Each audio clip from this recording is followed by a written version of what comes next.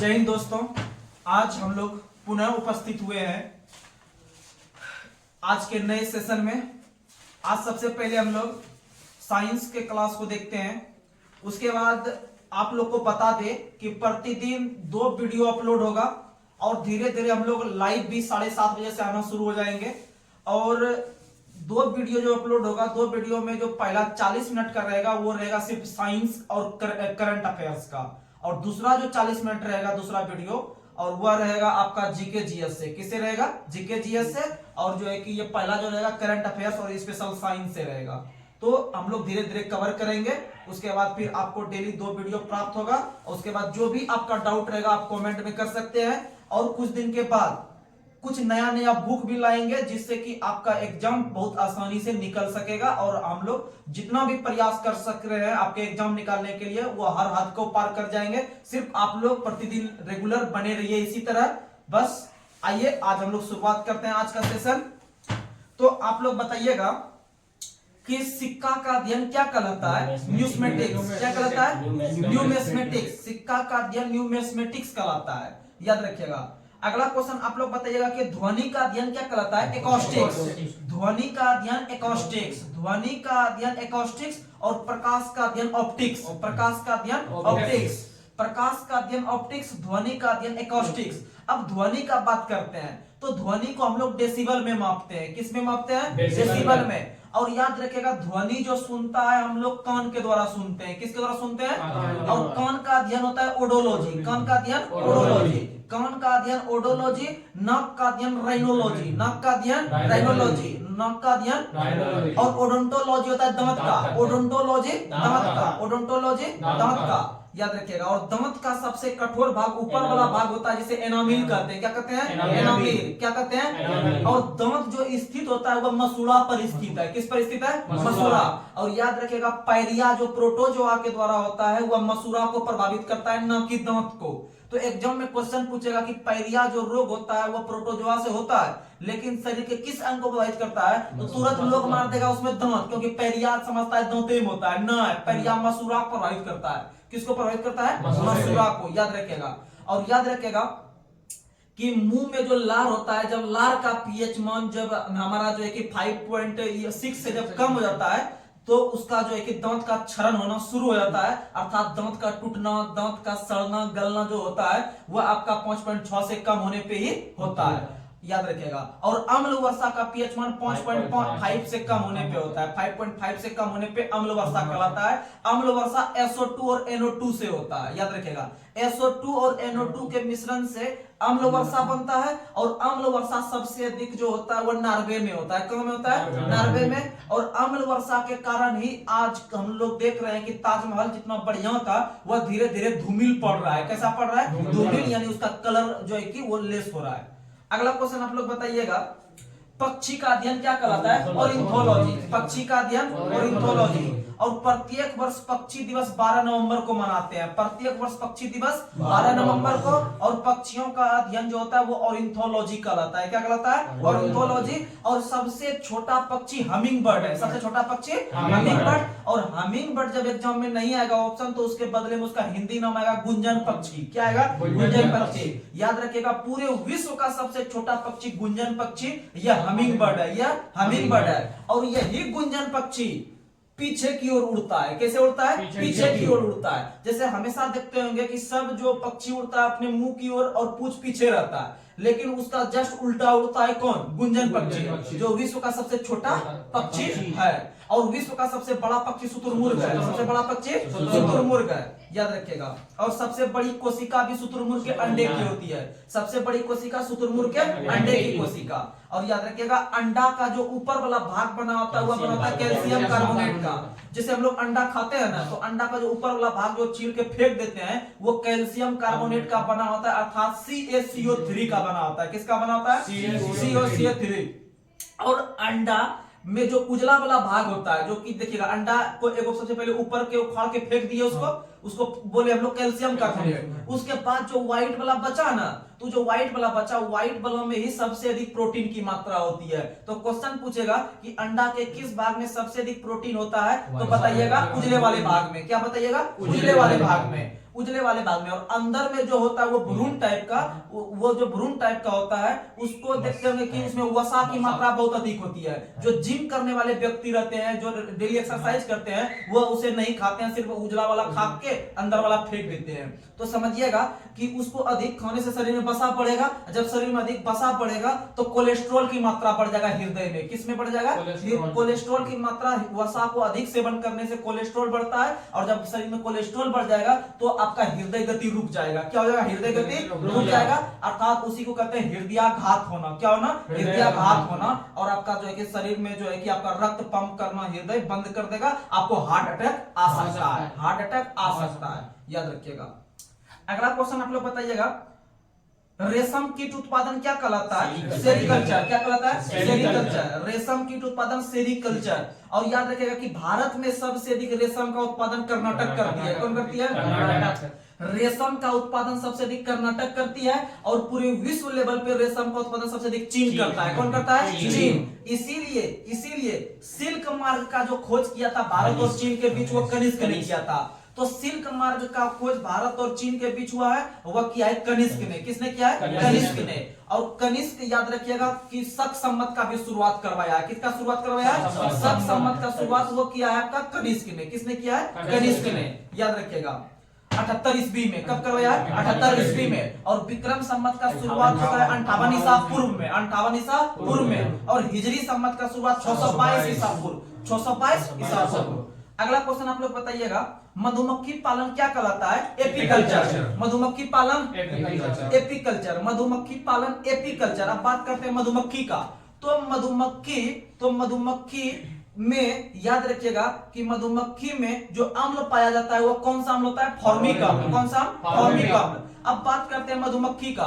तो प्रतिवर्ष हम लोग मधुमक्खी दिवस मनाते हैं। प्रतिवर्ष हम लोग 20 मई को, कितना मई को? 20 मई को। अब देखिएगा, मधुमक्खी का इंग्लिश होता है बी, बी मतलब मधुमक्खी, बी मतलब मधुमक्खी। अब बी से 20 बना लेंगे, बी से क्या बना लेंगे? 20, यानी 20 हमको तारीख मिल जाएगा। 20 हमको क्या मिलेगा? तारीख। और मधुमक्खी को म से लिखते हैं। मधुमक्खी किससे लिखते हैं? म से। यानी मधुमक्खी दिवस 20 मई को मनाते हैं। मधुमक्खी दिवस 20 मई को। मधुमक्खी दिवस 20 मई को। और याद रखिएगा प्रत्येक वर्ष हम लोग मच्छर दिवस या डेंगू दिवस भी मनाते हैं। डेंगू, मच्छर के काटने से क्या होता है? डेंगू होता है। तो याद रखिएगा प्रतिवर्ष डेंगू दिवस 16 मई को। प्रतिवर्ष डेंगू दिवस 16 मई को। और डेंगू दिवस के दिन ही प्रकाश दिवस मनाते हैं। कौन सा दिवस? प्रकाश दिवस। सूर्य के किरण से जो हम लोग को प्रकाश मिलता है वह प्रकाश दिवस भी हम लोग 16 मई को मनाते हैं। यानी याद रखिएगा जहां जहां प्रकाश जाएगा वहां वहां डेंगू नहीं होगा। यानी प्रकाश दिवस और डेंगू दिवस दोनों हम लोग मनाते हैं 16 मई को। याद रखिएगा 16 मई को। हिजरी संवत 600 ईस्वी है ना? 600 ईस्वी, 622 ईस्वी, 622। हाँ 622 नहीं ईस्वी होगा। अगला क्वेश्चन आप बताइए, कवक का अध्ययन क्या कहलाता है? माइकोलॉजी। कवक का अध्ययन माइकोलॉजी। कवक का अध्ययन माइकोलॉजी। शैवाल का अध्ययन फाइकोलॉजी। शैवाल का अध्ययन फाइकोलॉजी। कवक और शैवाल दोनों याद रखिएगा, एग्जाम में पूछता है क्वेश्चन। अगला क्वेश्चन आप लोग बताइएगा, मानव विकास का अध्ययन क्या कहलाता है? याद रखिएगा मानव विकास का अध्ययन एंथ्रोपोलॉजी। मानव विकास का अध्ययन एंथ्रोपोलॉजी। मानव विकास का अध्ययन एंथ्रोपोलॉजी। अब मानव आया, मानव यानी नागरिक। मानव यानी नागरिक। प्रतिवर्ष नागरिक दिवस हम लोग 19 नवंबर को मनाते हैं। प्रतिवर्ष नागरिक दिवस कब मनाते हैं? 19 नवंबर। और 19 नवंबर को हम लोग शौचालय दिवस भी मनाते हैं। 19 नवंबर को शौचालय दिवस भी मनाते हैं, याद रखिएगा।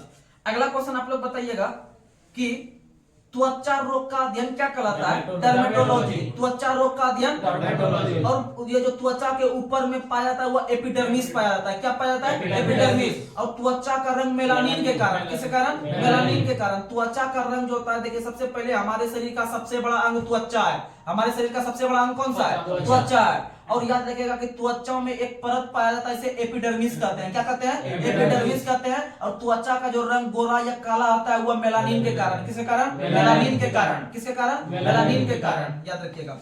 अगला क्वेश्चन आप लोग बताइएगा, देखिएगा बहुत बार एग्जाम में क्वेश्चन पूछता है कि शरीर का सबसे बड़ा अंग कौन है? तो मार देता है सबकी यकृत मार देता है। शरीर की सबसे बड़ी ग्रंथि पूछेगा तब यकृत मारेंगे, लेकिन सबसे बड़ा अंग पूछेगा तो त्वचा मारेंगे। क्या मारेंगे? त्वचा, याद रखिएगा।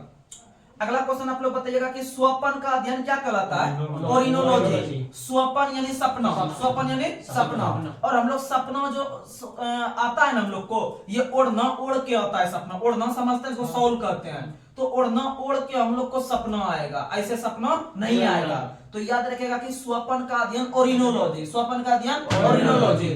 उसी तरह से एक और क्वेश्चन आता है नींद का अध्ययन। क्या होता है? नींद का अध्ययन। जब देखते होंगे आदमी लोग को हाफी होने लगता है, तो ना कहता है इसको नींद आ रहा है, इसको सोने दो, अब हाफी आ रहा है, तो इसका मतलब नींद का अध्ययन हिप्नोलॉजी। हाफी से हिप्नो, हाफी से हिप्नो, यानी हाफी है ना, यानी नींद को इंगित कर रहा है, यानी कि हिप्नोलॉजी निंदाओं का अध्ययन, हिप्नोलॉजी निंदाओं का अध्ययन।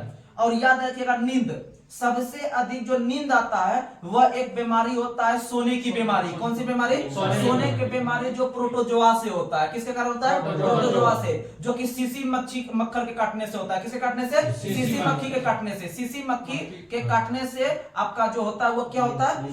सोने की बीमारी या निद्रा रोग होता है, जो मस्तिष्क को प्रभावित करता है। अब बात आता है मस्तिष्क, तो मस्तिष्क का भार पूरे शरीर के भार का 2%। कितना परसेंट? 2%। और याद रखिएगा कि पूरे मस्तिष्क में 29 हड्डी होता है। कितना हड्डी होता है? 29 हड्डी। और मस्तिष्क को जो आपका जो खड़ा करके हड्डी कर रखा हुआ, ये गला से सहारे जो है, ये हायड नाम की हड्डी। कौन सी हड्डी? हायड। यानी ये जो मस्तिष्क है, ये गलों में एक हड्डी पाया जाता है, हायड नाम का हड्डी, यही मस्तिष्क को सहारा दे के ऐसे करके रखा हुआ है। तो याद रखिएगा हायड नाम की हड्डी, ये मस्तिष्क को सहारा देने के लिए बनाया गया है। और याद रखिएगा मस्तिष्क का अध्ययन फ्रेनोलॉजी, मस्तिष्क का अध्ययन फ्रेनोलॉजी। और मस्तिष्क का भार 1350 से 1400 ग्राम, मस्तिष्क का भार 1350 से 1400 ग्राम। और पूरे शरीर के भार का अगर कितना परसेंट? 2%। कितना परसेंट? 2%। और हमारा जो मस्तिष्क स्थित है, हमारा जो मस्तिष्क स्थित है, यह एक प्रकार के खोखले हड्डी में स्थित है, जिसका नाम है क्रेनियम। क्या नाम है? क्रेनियम। क्रेनियम नाम की हड्डी के खोल में हमारा मस्तिष्क सुरक्षित है। अगला क्वेश्चन, अगला क्वेश्चन आप लोग बताइएगा कि ब्रह्मांड का अध्ययन क्या कहलाता है? कॉस्मोलॉजी। क्या कहलाता है? कॉस्मोलॉजी। ब्रह्मांड का अध्ययन कॉस्मोलॉजी, ब्रह्मांड का अध्ययन कॉस्मोलॉजी। ब्रह्मांड में ही हम लोग है, जितना दुनिया देख रहे हैं ब्रह्मांड में है, सूर्य, पृथ्वी, चंद्रमा, ये जितना ग्रह उपग्रह सब है, ये सब का मिलन जुलन स्थान जो कहलाता है, एक सम्मिलित रूप से उसको ब्रह्मांड कहते हैं। क्या कहते हैं? ब्रह्मांड। ब्रह्मांड का अध्ययन कॉस्मोलॉजी, याद रखिएगा। और एक चंद्रमा होता है, चंद्रमा का अध्ययन अलग कहलाता है। चंद्रमा का अध्ययन होता है सेलेनोलॉजी। चंद्रमा का अध्ययन सेलेनोलॉजी, चंद्रमा का अध्ययन सेलेनोलॉजी। और चंद्रमा किसका उपग्रह है? पृथ्वी का। चंद्रमा किसका उपग्रह है? पृथ्वी का। चंद्रमा पृथ्वी के चारों साइड चक्कर लगाता है, अर्थात पृथ्वी का एकमात्र उपग्रह चंद्रमा है, जिसे जीवाश्म उपग्रह के नाम से जानते हैं। पृथ्वी को नीला ग्रह, पृथ्वी को नीला ग्रह, पृथ्वी को नीला ग्रह जो हम कहते हैं वो जल की उपस्थिति होने के कारण। आप लोग को पता होगा कि पूरे पृथ्वी पर 71% जल है। पूरे पृथ्वी पर 71% जल है, यानी 3/3 जो है, 4/3 में 3/3 जल ही है यहाँ पर, यानी कि 71% जल है। अर्थात ऊपर से देखने पर पृथ्वी नीला नीला दिखाई देता है। कैसा दिखाई देता है? नीला नीला। तो आपसे क्वेश्चन पूछेगा कि पृथ्वी का नीला रंग किसके कारण? तो जल के कारण। किसके कारण? जल के कारण। बोलेगा कि पृथ्वी का नीला रंग प्रकाश के किसके कारण? तो प्रकीर्णन के कारण। किसके कारण? प्रकीर्णन के कारण। आप लोग को बता दे कि जितना भी रंग का चर्चा करेगा कि प्रकाश का रंग जो है कि नीला किसके कारण, पृथ्वी का रंग नीला किसके कारण, सूर्य का लाल रंग किसके कारण, तो सब में आंसर लगाएंगे प्रकीर्णन। सब में आंसर क्या लगाएंगे? प्रकीर्णन, यानी कि स्कैटरिंग ऑफ लाइट। स्कैटरिंग होता है, कहेंगे स्कैटरिंग दे देगा, याद रखिएगा प्रकीर्णन। अगला क्वेश्चन आप लोग बताइएगा, गुर्दा का अध्ययन क्या कहलाता है? नेफ्रोलॉजी। गुर्दा का अध्ययन नेफ्रोलॉजी। गुर्दा यानी किडनी, गुर्दा यानी किडनी। तो याद रखिएगा गुर्दा यानी किडनी, किडनी का अध्ययन जो कहलाता है वो नेफ्रोलॉजी। क्या कहलाता है? नेफ्रो। नेफ्रो क्या बोल रहे हैं? नेफ्रो। और उसी का इकाई का नाम है नेफ्रॉन। क्या है? नेफ्रॉन। जैसे आप लोग याद करते हो चाल को हम लोग मापते हैं मीटर प्रति सेकंड में। किसमें मापते हैं? मीटर प्रति सेकंड में। उसी तरह से उसका जो इकाई है नेफ्रॉन का, नेफ्रॉन जो इकाई है वो गुर्दा का इकाई है। किसका इकाई है? और तंत्रिका तंत्र का इकाई न्यूरॉन है। तंत्रिका तंत्र का इकाई न्यूरॉन है। तंत्रिका तंत्र हमारे मस्तिष्क में पाया जाता है, जिसकी इकाई है न्यूरॉन। और गुर्दा जो किडनी होता है उसकी इकाई है नेफ्रॉन। नेफ्रॉन यानी नेफ्रो, नेफ्रॉन यानी नेफ्रो। और गुर्दा का अध्ययन भी क्या कहलाता है? नेफ्रोलॉजी। क्या कहलाता है? नेफ्रोलॉजी, याद रखिएगा। अगला क्वेश्चन आप लोग बताइए, फल का अध्ययन क्या कहलाता है? पोमोलॉजी। फल का अध्ययन पोमोलॉजी। फल का अध्ययन। और फल का मीठा रंग फ्रुक्टोज के कारण, फल का मीठा रंग फ्रुक्टोज के कारण, फल का मीठा रंग फ्रुक्टोज के कारण। फ से फल और फ से फ्रुक्टोज, तो फल जो हम लोग खाते हैं मीठा रंग किसके कारण होता है? फ्रुक्टोज के कारण। और भारत में खट्टे फलों के लिए जो शहर प्रसिद्ध है वो नासिक है। कौन सा है? नासिक और नागपुर दोनों एक ही साइड है। तो याद रखिएगा, महाराष्ट्र के अंदर में खट्टे फल के लिए प्रसिद्ध है नासिक। कौन है? नासिक। नासिक अंगूर के लिए प्रसिद्ध है। नासिक किसके लिए है? अंगूर के लिए। और नासिक प्याज के लिए भी फेमस है। नासिक किसके लिए है? प्याज के लिए। अब बात आता है प्याज का, तो याद रखिएगा, प्याज का जो महक होता है या गंध होता है वो होता है किसके कारण? एलाइसिन के कारण। अगर एक 2-3 प्रकार का आता है तो उसमें फास्फोरस भी रहता है, तो उसका जो रंग होता है, सॉरी, उसका जो गंध होता है वो फास्फोरस के कारण या एलाइसिन के कारण भी होता है। तो अधिकतर अब एलाइसिन आ रहा है एग्जाम में, तो याद रखिएगा फास्फोरस नहीं आएगा तो आपको एलाइसिन आएगा। क्या आएगा? एलाइसिन। तो प्याज का जो जैसे काटते हैं प्याज, तो प्याज के कारण गंध आता है नाक में, जिसका कि हमको आंसू आ जाता है, तो एलाइसिन के कारण। किसके कारण? एलाइसिन के कारण। और प्याज में जो भोजन संचय होता है वो सेलुलोज के रूप में। किस रूप में? सेलुलोज के रूप में। किस रूप में? सेलुलोज के रूप में। और प्याज का सबसे अधिक उत्पादन महाराष्ट्र करती है। कौन करती है? महाराष्ट्र। कौन करती है? महाराष्ट्र। तो आप यहां तक याद रखिएगा। और आलू से संबंधित क्रांति है गोल क्रांति। कौन सी क्रांति? गोल क्रांति। याद रखिएगा, आलू से संबंधित कौन सी क्रांति है? गोल क्रांति। और याद रखिएगा, आलू अनुसंधान संस्थान शिमला में। आलू अनुसंधान संस्थान कहाँ है? शिमला में। और आलू जो है सोलेनेसी कुल का पौधा है। किस कुल का पौधा है? सोलेनेसी कुल का पौधा है। आलू सोलेनेसी कुल का पौधा है, याद रखिएगा। अगला क्वेश्चन आप लोग बताइए, और प्याज लहसुन लिलियेसी का, ये भी बता देते हैं। प्याज लहसुन लिलियेसी का, लौ से लहसुन, लौ से लिलियेसी, लौ से लहसुन, लौ से लिलियेसी। और लहसुन तरह ही प्याज होता है, लहसुन तरह ही प्याज। जब आप लोग प्याज का नाम लेते हैं तो माइंड में लहसुन भी आ जाता होगा, यानी प्याज लहसुन दोनों लिलियेसी, प्याज लहसुन दोनों लिलियेसी। अगला क्वेश्चन आप लोग बताइए, मत्स्य पालन का अध्ययन, मत्स्य पालन क्या कहलाता है? पिसीकल्चर। मत्स्य पालन पिसीकल्चर। लेकिन मत्स्य पालन का अध्ययन क्या कहलाता है? इक्तियोलॉजी। इक्तियोलॉजी क्या कहलाता है? इक्तियोलॉजी, याद रखिएगा। अगला क्वेश्चन, मांसपेशी का अध्ययन क्या कहलाता है? मायोलॉजी। मांसपेशी हमारे शरीर में कुल 639 की संख्या में, हमारे शरीर में कुल मांसपेशी होता है 639, और 639 का जो अध्ययन करते हैं, अर्थात हमारे शरीर में जितने भी मांसपेशी है उसका जो अध्ययन कहलाता है वह मायोलॉजी के अंतर्गत। किसके अंतर्गत? मायोलॉजी के अंतर्गत, याद रखिएगा। अगला क्वेश्चन बताना है, और हमारे शरीर में जो मांस का जो गिनती करते हैं वह करते हैं बॉडी मास इंडेक्स में। किस में करते हैं? बॉडी मास इंडेक्स, यानी बीएमआई में करते हैं। किस में करते हैं? बीएमआई। ये क्वेश्चन एनटीपीसी का पूछा हुआ क्वेश्चन है कि हमारे शरीर में जो मांसपेशी का जो गिनती करते हैं किसमें? तो बीएमआई में। उसका फुल फॉर्म होता है बॉडी मास इंडेक्स। क्या होता है? Body mass index. Body mass index, याद रखिएगा। अगला क्वेश्चन आप लोग बताइए, हृदय रोग का अध्ययन क्या कहलाता है? कार्डियोलॉजी। हृदय रोग का अध्ययन कार्डियोलॉजी। और हृदय रोग को संतुलित, हृदय रोगी को संतुलित करने के लिए ईसीजी लगाया जाता है। क्या लगाया जाता है? ईसीजी। ईसीजी, ईसीजी का फुल फॉर्म होता है इलेक्ट्रोकार्डियोग्राम। इलेक्ट्रोकार्डियोग्राम। इलेक्ट्रो मतलब है कि इसका अध्ययन जो कहलाता है वह कार्डियोलॉजी कहलाता है। क्या कहलाता है? कार्डियोलॉजी। तो ईसीजी का संबंध हृदय से है। ईसीजी का संबंध, इसी तरह 2-3 को बता देते हैं जिसके जो अंग से वो इलाज संबंधित है। जैसे हृदय रोग को ईसीजी किया जाता है। क्या कहता है? ईसीजी। उसी तरह से ईओजी आंख, ईओजी आंख, ईओजी आंख। उसी तरह होता है आपका जो है कि एक और जो ईईजी मस्तिष्क, ईईजी मस्तिष्क, ईईजी मस्तिष्क। एक होता है ईएमजी, ईएमजी होता है मांस से, ईएमजी होता है मांस से। एक बार दोबारा रिकॉल करवाते हैं, ईसीजी हृदय, ईसीजी हृदय। ईओ, ओ जो लिख रहे हैं वो गोल टाइप का है, गोल आंख गोल होता है, इसका मतलब ईओजी किससे है? आंख से। ईओजी किससे है? आंख से। और ईसीजी, सी से होता है कार्डियो, कार्डियोग्राम यानी हृदय, कार्डियोग्राम यानी हृदय। तो दो को माइंड में समझ में आया होगा। ईओजी बोलेंगे ओ आ रहा, अच्छा ओ आ रहा यानी आंख, ओ आ रहा यानी आंख। और ईएम, एम से मांस होता है, एम से क्या होता है? मांस। अब बोलेंगे मांस तो ईएमजी, ईएमजी मांस, ईओजी आंख, ईसीजी हृदय, ईसीजी हृदय, ईईजी मस्तिष्क, ईईजी मस्तिष्क, ईईजी मस्तिष्क। ईईजी का फुल फॉर्म होता है इलेक्ट्रोएन्सेफेलोग्राम, इलेक्ट्रोएन्सेफेलोग्राम। याद रखिएगा ईईजी से। ये 3-4 चीज याद रखने की कोशिश कीजिएगा, लेकिन आपको कम से कम ईसीजी रखना पड़ेगा हृदय से, ईसीजी रखना पड़ेगा हृदय से, ऐसे चारों याद रखना पड़ेगा। लेकिन पहला प्राथमिकता ईसीजी को दीजिएगा, हृदय को। अगला क्वेश्चन आप लोग बताइएगा, अनुवंशिकी का अध्ययन क्या कहलाता है? जेनेटिक्स। अनुवंशिकी का अध्ययन जेनेटिक्स कहलाता है। क्या कहलाता है? जेनेटिक्स कहलाता है। और याद रखिएगा कि जेनेटिक्स शब्द का पहली बार प्रयोग किसने किया था? यह किसने किया था? वाल्डेयर ने। किसने किया था? वाल्डेयर ने। और गुणसूत्र का भी पहली बार प्रयोग वाल्डेयर ने किया था। गुणसूत्र का भी पहली बार प्रयोग वाल्डेयर ने किया था, याद रखिएगा।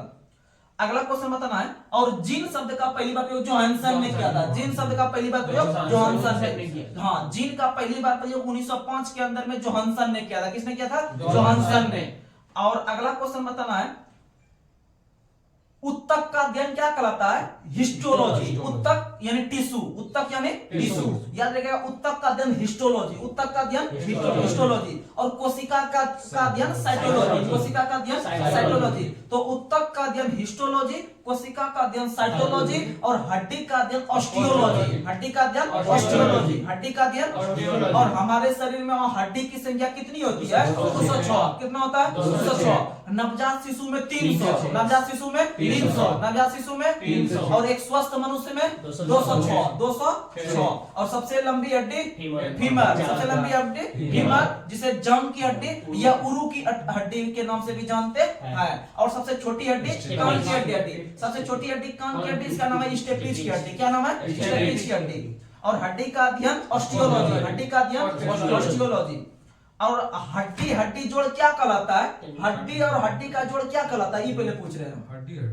हड्डी और हड्डी का जोड़ जो कहलाता है वह आपको क्या कहलाता है? और हड्डी और मांस का जोड़ कहलाता है वह क्या कहलाता है? तो याद रखिएगा, हड्डी और हड्डी का जोड़ लिगामेंटस कहलाता है। क्या कहलाता है? लिगामेंटस कहलाता है। क्या कहलाता है? लिगामेंटस। और हड्डी और मांस का जोड़ कहलाता है आपका टेंडन। क्या कहलाता है? टेंडन। तो आपको याद करने के लिए बता देते हैं, एक शासक को आप लोग शॉर्ट में पढ़ते होंगे एमबीटी। क्या पढ़ते हैं? एमबीटी, यानी मोहम्मद बिन तुगलक पढ़ते हैं ना। तो एम से मांस ले लेना है, बी से बोन ले लेना है। बोन मतलब हड्डी होता है। बोन मतलब क्या होता है? हड्डी। तो एम से मांस, बी से बोन, और लास्ट में टी लगा दिया है तो टेंडन। यानी मांस और बोन के जोड़ को टेंडन कहते हैं। क्या कहते हैं? मांस और जोन, यानी मांस और हड्डी के जोड़ को क्या कहते हैं? टी से कहते हैं, टेंडन कहते हैं। जब मांस और हड्डी टेंडन ले लिया तो हड्डी और हड्डी लिगामेंटस लेगा। हड्डी और हड्डी क्या लेगा? लिगामेंटस। तो ये याद रखिएगा। अगला क्वेश्चन आप लोग बताइएगा,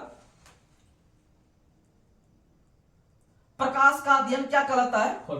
फोटोलॉजी या फिर आपका ऑप्टिक्स। दोनों एक ही चीज होता है, क्योंकि आप लोग 12th में एक चैप्टर है ऑप्टिक्स, ऑप्टिक्स पढ़ना पड़ता है, यानी प्रकाशीय पढ़ना पड़ता है। यानी प्रकाश का अध्ययन ऑप्टिक्स या फोटोलॉजी जो भी है आप लोग याद रखिएगा। और प्रकाश दिवस बता चुके हैं 16 मई को, प्रकाश दिवस 16 मई को, और 16 मई को डेंगू दिवस भी मनाया जाता है। और हाल ही में बता दे करंट से रिलेट करके कि हाल ही में भारत का पहला राज्य आंध्र प्रदेश बना है, जो कि अपने यहाँ डेंगू मरीज की संख्या बढ़ रहा था, तो उसे कमी करने के लिए डेंगू जो मच्छर से जो फैलता है, उस मच्छर को खाने वाला एक मछली छोड़ दिया नहर तालाब में, कि भाई जहां से मच्छर का जो कि उत्पादन होता है या उसका फैलता है जहां से कचरा से, तो वहां पर मछली छोड़ दिया गंबूसिया नाम का मछली। किस नाम का मछली? गंबूसिया नाम का मछली, जो कि मच्छर को खाने का काम करती है, और मच्छर को भी खाती है और मच्छर के अंडे को भी खाती है। तो इसका मतलब उसको जमीनी स्तर पर निपटाने के लिए एक मछली को छोड़ दिया, गंबूसिया नाम की मछली,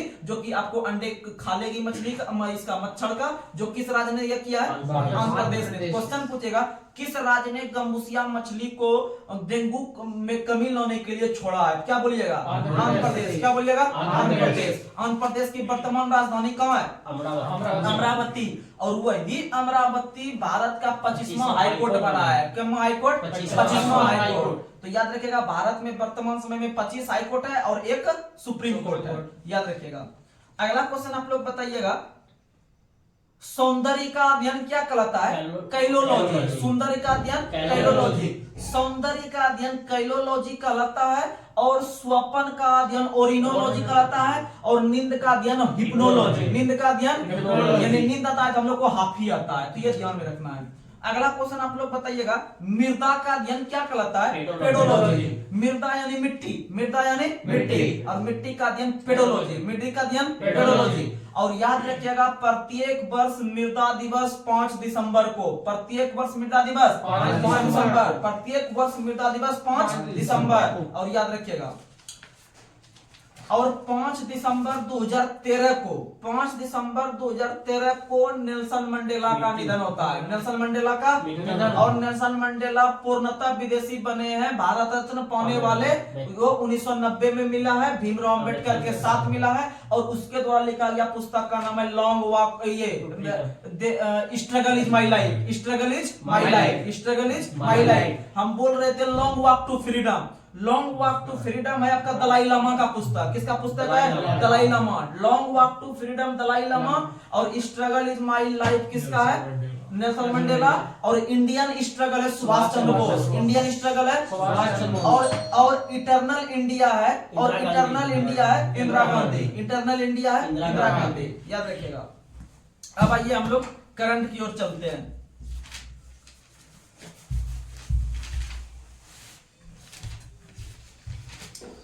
करंट में आप लोग बताइएगा, पहला सवाल करंट में, सबल योजना किस राज्य सरकार ने शुरू किया है? हिमाचल प्रदेश। सबल योजना हिमाचल प्रदेश। सबल योजना हिमाचल प्रदेश। और याद रखिएगा कि हिमाचल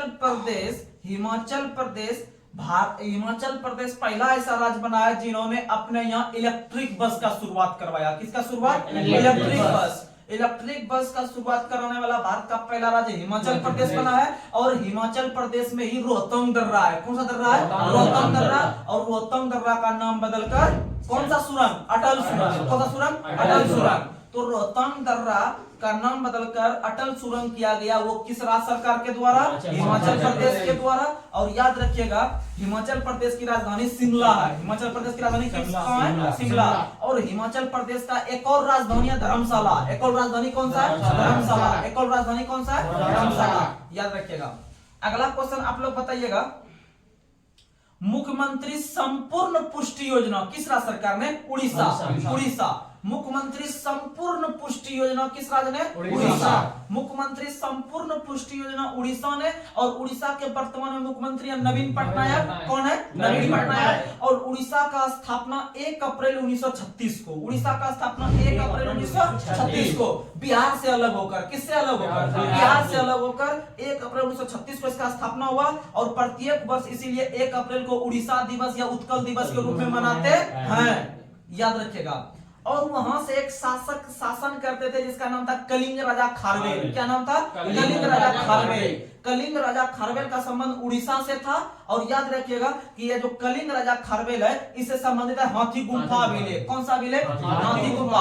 हाथी गुम्फा अभिलेख का संबंध कलिंग राजा खारवेल से है। और कलिंग उड़ीसा का पुराना नाम है। और कलिंग की राजधानी तोसली थी। कलिंग की राजधानी तोसली थी। कलिंग की राजधानी तोसली थी। और प्रत्येक वर्ष उत्कल दिवस 1 अप्रैल। और उड़ीसा से एक व्यक्ति संबंध रखते हैं सुभाष चंद्र बोस, कटक से। कौन से? कटक से। और 23 जनवरी को उनके दिवस पर 23 जनवरी 1897 को उनके जन्म दिवस को पराक्रम दिवस के रूप में पूरे भारत में मनाया जाता है, याद रखिएगा। और कटक में ही एक क्रिकेट स्टेडियम है, Barabati cricket stadium. Barabati cricket stadium Cuttack में है। कहाँ में है? कटक में। और उड़ीसा की पहली राजधानी भी कहाँ थी? कटक। देखिएगा कटक उड़ीसा की राजधानी 1936 से लेकर 1948 तक। 1936 से लेकर 1948 तक। और 1948 से अनवरत अभी तक भुवनेश्वर है। अभी तक कहाँ है? भुवनेश्वर। इसीलिए वर्तमान में उड़ीसा की राजधानी कहाँ है? भुवनेश्वर। कहाँ है? भुवनेश्वर।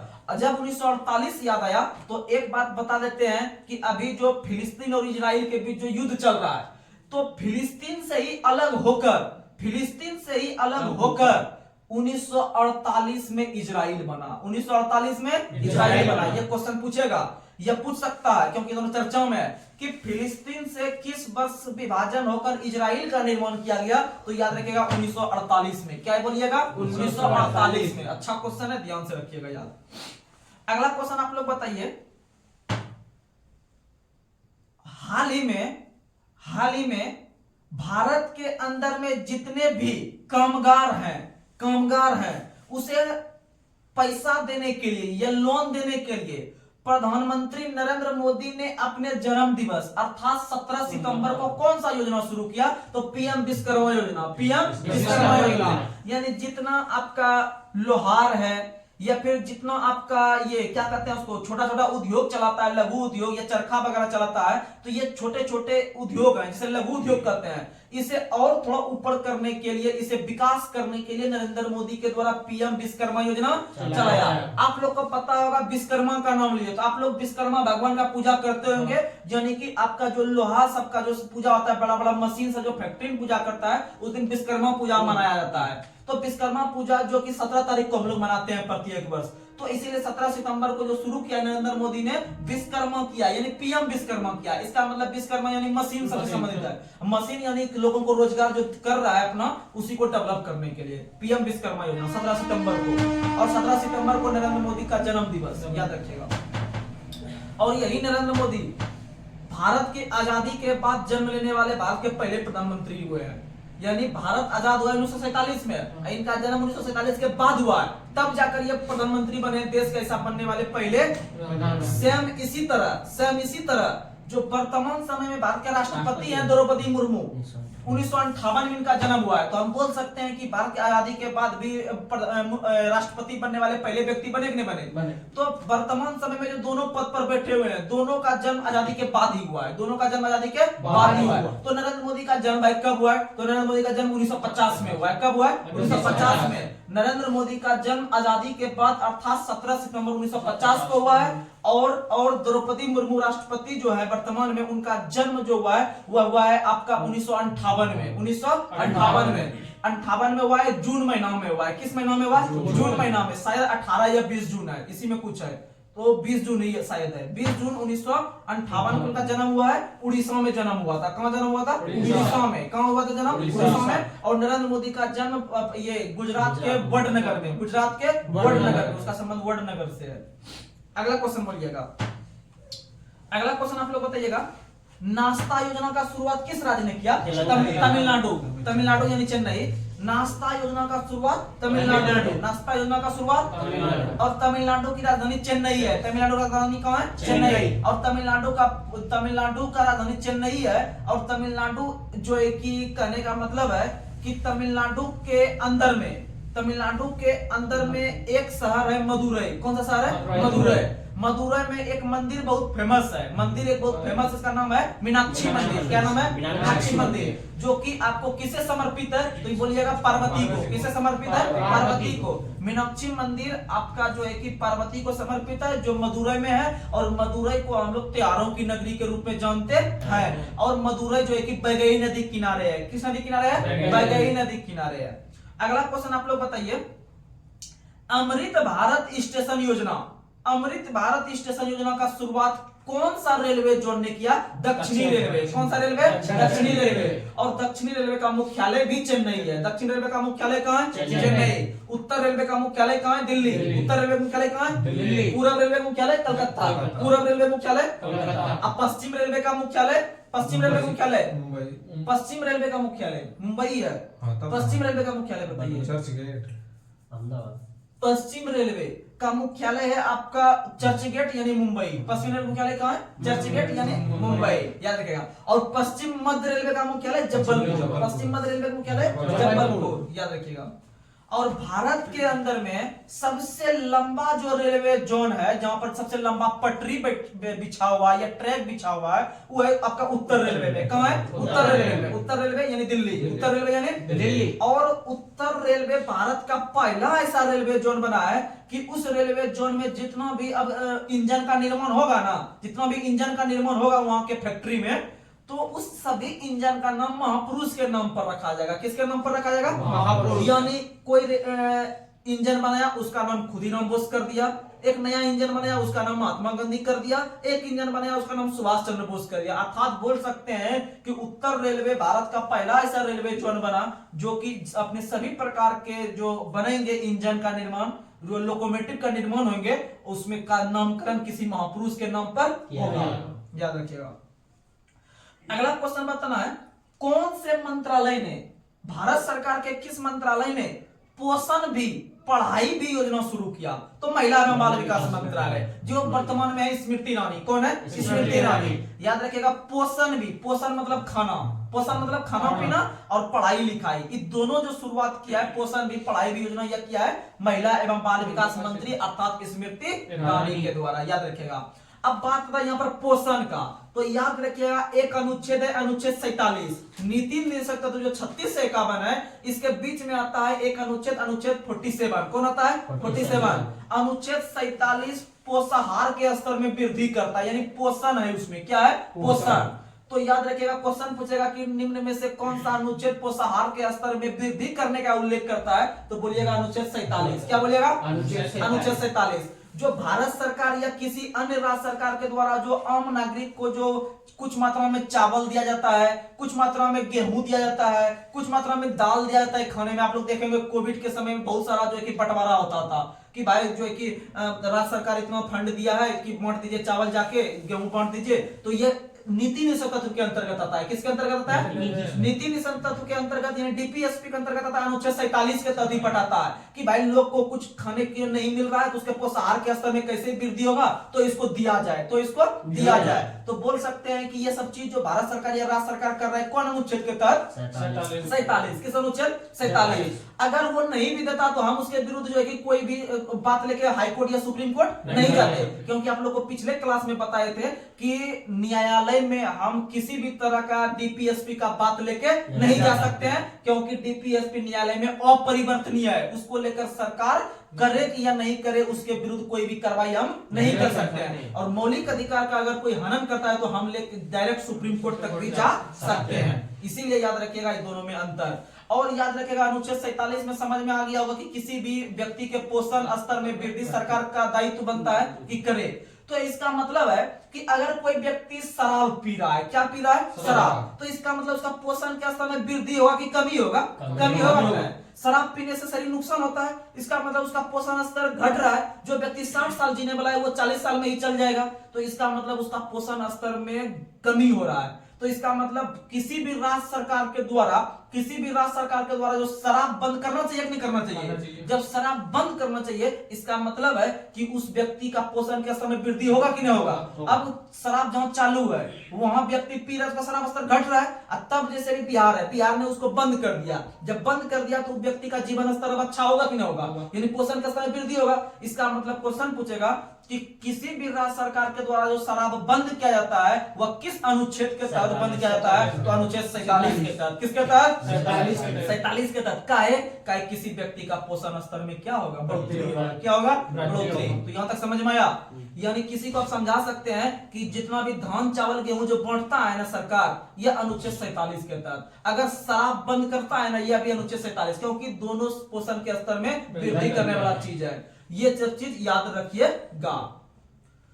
और शराब जो है यह राज्य सूची का विषय है। किस सूची का विषय है? राज्य सूची का। शराब जो है वह राज्य सूची का विषय है। इस पर जो है कि केंद्र सरकार का कोई जो है कि इसमें इंटरफेयर नहीं रहेगा। जैसे अभी बिहार सरकार का मन हो गया तो बंद कर दिया, अब फिर मन होगा चालू कर देगा, तो यह हो गया उसके राज्य सूची में। इसमें नरेंद्र मोदी का कोई इंटरफेयर नहीं। अगला क्वेश्चन, एक पंचायत एक खेल मैदान किस राज्य सरकार ने शुरू किया? केरल ने। एक पंचायत होना चाहिए और एक खेल मैदान होना चाहिए। किस राज्य ने? केरल। और केरल ने ही घोषणा किया है एक गांव एक आईएएस, एक गांव एक आईएएस, एक गांव एक आईएएस। आप लोग को पता होगा कि भारत का सबसे शिक्षित राज्य कौन है? केरल। कौन है? केरल। इसीलिए वो ऐसा डेवलप कर रहा है अपने स्टेट को शिक्षा में कि एक गांव से एक आईएएस होना चाहिए, एक गांव से एक आईएएस होना चाहिए। तो एक गांव एक आईएएस कौन? केरल। और एक पंचायत एक खेल मैदान कौन? केरल। याद रखिएगा। अगला क्वेश्चन आप लोग बताइए,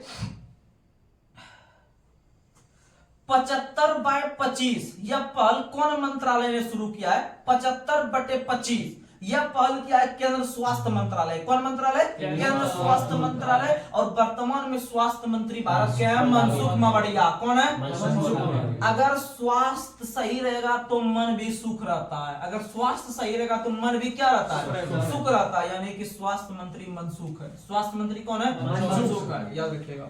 और प्रतिवर्ष स्वास्थ्य दिवस 7 अप्रैल को, प्रतिवर्ष स्वास्थ्य दिवस 7 अप्रैल, क्योंकि आप लोग को पता होगा कि विश्व का लेवल पर एक अंतरराष्ट्रीय संस्था है जो स्वास्थ्य का काम करता है, स्वास्थ्य के रूप में काम करता है, जिसे हम लोग शॉर्ट में कहते हैं WHO यानी वर्ल्ड हेल्थ ऑर्गेनाइजेशन यानी विश्व स्वास्थ्य संगठन। और इसका स्थापना 7 अप्रैल 1948 को होता है। 7 अप्रैल 1948 को WHO का स्थापना होता है, जिसका मुख्यालय जेनेवा में है। जिसका मुख्यालय कहाँ है? जेनेवा। और वर्तमान में WHO के अध्यक्ष कौन है? वह है टेड्रोस एधानम। टेड्रोस एधानम, टेड्रोस एधानम, टेड्रोस एधानम वर्तमान में WHO के अध्यक्ष हैं। और उसका स्थापना 7 अप्रैल 1948 को हुआ था, इसीलिए 7 अप्रैल को पूरे विश्व में विश्व स्वास्थ्य दिवस मनाया जाता है। अगला क्वेश्चन, अगला क्वेश्चन आप लोग बताइए, गृह ज्योति योजना किस राज्य सरकार ने शुरू किया? कर्नाटक। गृह ज्योति योजना किस राज्य सरकार ने शुरू किया? कर्नाटक। गृह ज्योति योजना कर्नाटक। कर्नाटक की राजधानी कहाँ है? बेंगलोर। कर्नाटक की राजधानी कहाँ है?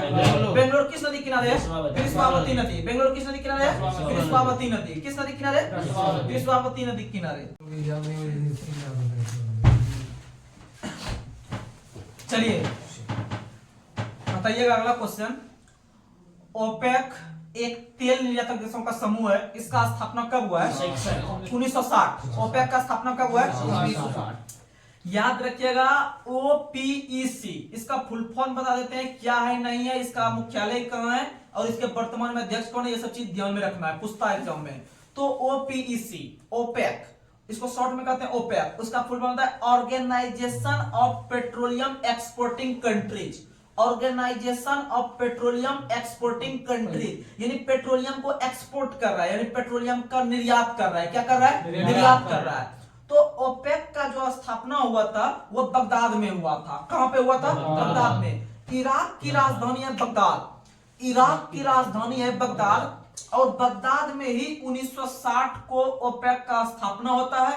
लेकिन इसका जो वर्तमान में मुख्यालय है वह बगदाद में नहीं है, इसका मुख्यालय वियना में है। कहां में है? वियना में। वियना ऑस्ट्रिया में है, ऑस्ट्रिया की राजधानी वियना है। तो याद रखिएगा कि पूछेगा आपसे क्वेश्चन, ओपेक का स्थापना किस शहर में हुआ था? तो बगदाद में। कहां हुआ था?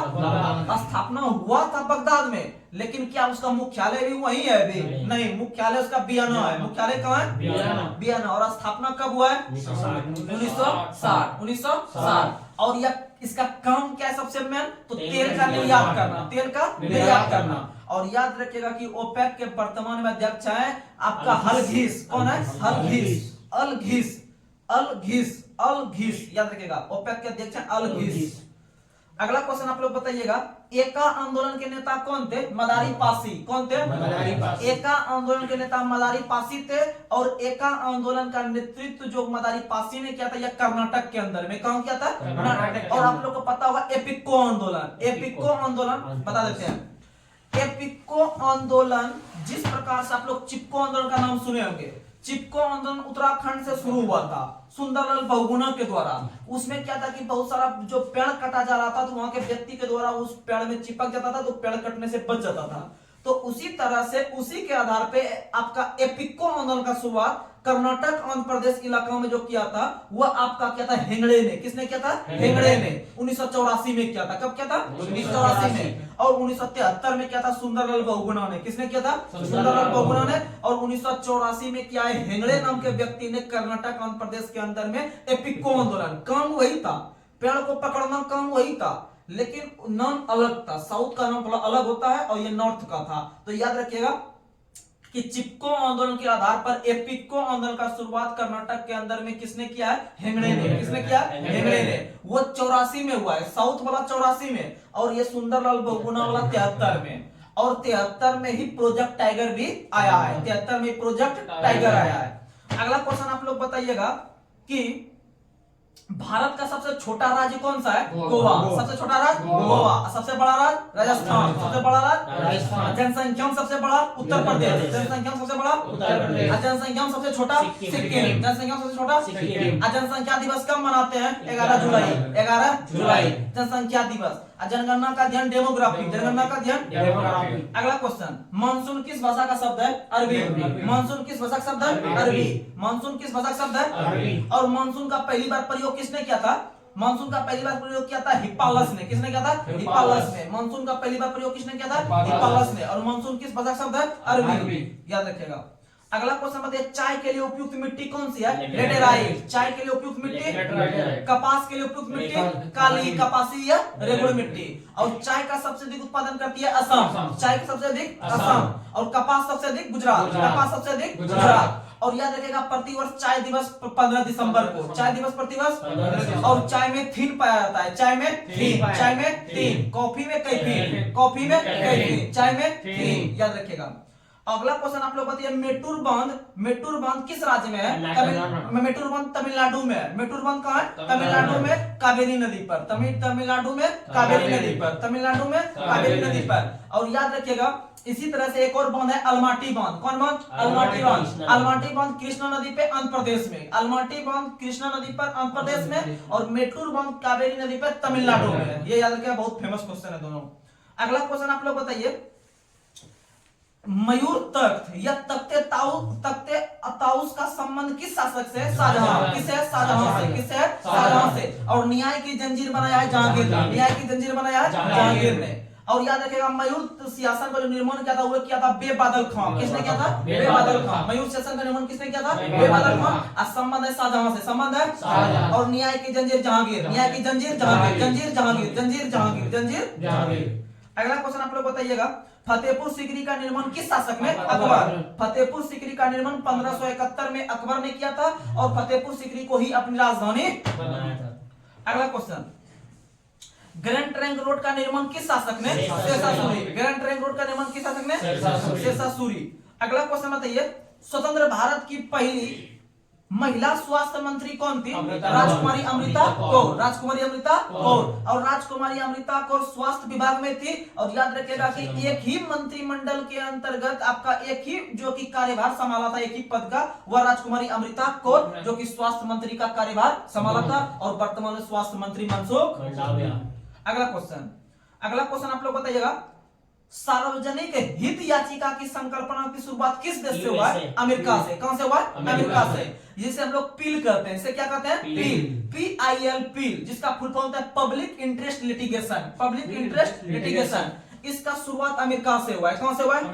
अमेरिका से। और अमेरिका से ही भारत ने पील लिया है। अमेरिका से ही भारत ने पील लिया है। इसे हम लोग जनहित याचिका या लोकहित याचिका भी कहते हैं। और यह भारत में 1986 में लाया गया। कब लाया गया? और उस समय भारत के सुप्रीम कोर्ट के मुख्य न्यायाधीश थे PN भागवती। कौन थे? PN भागवती। और थे कृष्ण अय्यर। और कौन थे? कृष्ण अय्यर। इसी दोनों ने मिलकर इसे भारत में शुरुआत करने का काम किया। अब ये होता क्या है, याद रखिएगा कि बिना किसी खर्च का मेरा जो कमी है, या हम लोग के जो आदमी एक मोहल्ला में रहते हैं, मान लीजिए यहाँ पर बिजली का कमी है, बिजली अच्छा से नहीं आ रहा है, पानी अच्छा से नहीं आ रहा है, तो हम लोग का बात एक मीडिया पहुंचाता है सरकार के सामने। किसके पास पहुंचाता है? सरकार के पास मीडिया पहुंचाता है। हम लोग का वहां पर कुछ खर्च पैसा नहीं होता है। लेकिन अगर हम डायरेक्ट सुप्रीम कोर्ट जाते हैं तो मेरा जाने में खर्च लगेगा, वहां पर बढ़िया से आदमी लोग मिल नहीं पाएगा, तो मेरा खर्च एक गरीब आदमी वहां जा सकता है? नहीं जा सकता है। इसका मतलब उस बात को, उस कमी को पहुंचाने का जो काम कर रहा है एक मीडिया कर रहा है। कौन कर रहा है? मीडिया। कि भाई ये फलना नमक गांव में इतना पानी नहीं आ रहा है। अगला दिन वहां पर बड़ा बड़ा नेता पढ़ेंगे, हाँ यहाँ पर कमी है, तो एक्शन वहां पर लिया जाएगा नहीं लिया जाएगा? इसका मतलब जन का हित का बात हो रहा है कि नहीं हो रहा है? जब जन के हित का बात हो रहा है तो इसका मतलब है कि इसका जो संकल्पना हुआ था ये 1986 में, उस समय सुप्रीम कोर्ट के मुख्य न्यायाधीश जो थे वो थे PN भागवती और 17वें नंबर के न्यायाधीश थे। कितने नंबर के? 17वें नंबर के। ये चीज जानना जरूरी है। तो आइए आज का हम लोग लास्ट सवाल पूछ रहे हैं। तो आप लोग बताइएगा कि हड़प्पा सभ्यता का संबंध किस युग से था? कांस्य युग से। किस युग से? कांस्य युग से। किस युग से? कांस्य युग से। हड़प्पा सभ्यता का खोज जो हुआ है वह रावी नदी के तट पर। किस नदी के तट पर? रावी नदी के तट पर। और यह किया है किसने? राय बहादुर दयाराम साहनी। राय बहादुर दयाराम साहनी, याद रखिएगा, 1921 में। तो आइए आज तक यहीं तक हम लोग समाप्त करते हैं। अब धीरे धीरे इसी तरह आप लोग रेगुलर बने रहिए और 2 से 4 दिन के अंदर आपके पास हम लोग लाइव आना शुरू हो जाएंगे। और आप लोग एक टाइम टेबल बना लीजिएगा, 7:30 बजे से हम लोग लाइव आएंगे और सिलेबस भी दे दिया जाएगा क्या पढ़ना है, और उस आधार पे आप दिन भर पढ़िएगा। उसके बाद फिर जो आप पढ़िएगा उसमें 2 से 3 क्वेश्चन या 4 क्वेश्चन हर एक क्वेश्चन में आपको बताया जाएगा। आप एक नोट्स बनाते चलिएगा और आपको जो कि जीके जीएस में खास करके साइंस हो या जीके हो या करंट हो, आपको सोचना नहीं पड़ेगा। आप डेली एक स्पेशल सेट लगाइए और यह सेट लगाने में जो भी आप कमी महसूस होगा, आप कमेंट कीजिएगा कि इस टॉपिक को लीजिए, तो हम उस टॉपिक को स्पेशली आपको एक क्लास में क्लियर करा देंगे। तो आज यहीं तक, धन्यवाद, शुभ रात्रि।